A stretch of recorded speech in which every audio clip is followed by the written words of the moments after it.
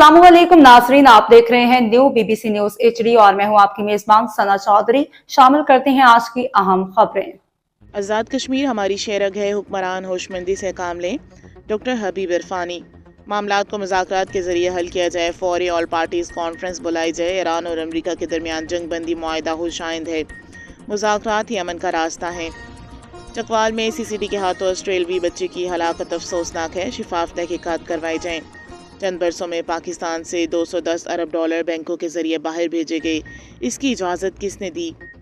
मरकज़ी सदर मजहबी अमूर व बैनुल मज़ाहिब हम आहंगी विंग पाकिस्तान तहरीक इंसाफ, मरकज़ी सदर मशाइख इत्तेहाद कौंसिल पाकिस्तान, साबिक मेंबर इस्लामी नज़रियाती कौंसिल पाकिस्तान और सजादा नशीन सुंदर शरीफ डॉक्टर मखदूम सैयद मोहम्मद हबीब इरफानी ने कहा है कि आज़ाद कश्मीर हमारी शेरग है, हुक्मरान होशमंदी से काम लें और मामले को मुज़ाकरात के जरिए हल किया जाए।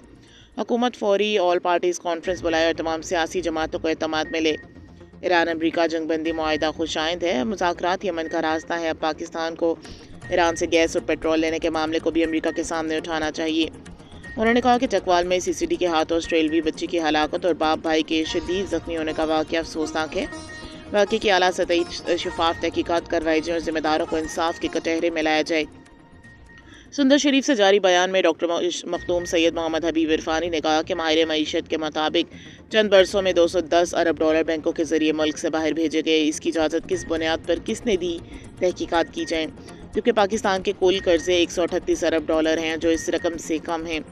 उन्होंने कहा कि मीडिया रिपोर्ट्स के मुताबिक UAE और ईरान के हुक्काम के दरमियान मुलाकात हुई है और UAE ने ईरान से हमला न करने का कहा है और बदले में कई अरब डॉलर्स की डील हुई है, जिसमें से 3 अरब डॉलर बताया जा रहा है ईरान को दे दिए गए हैं।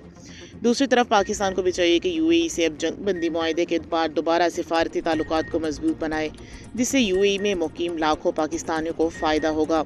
हुक्मरान इस मामले को संजीदगी से लें। उन्होंने कहा कि मीडिया रिपोर्ट्स के मुताबिक कई वजारतें ऐसी हैं जिन्हें ख़त्म करके अरबों रुपए की बचत की जा सकती है। GOR में ब्यूरोक्रेट्स को 10-10 कनाल के घर दिए गए, जो किसी अयाशी से कम नहीं।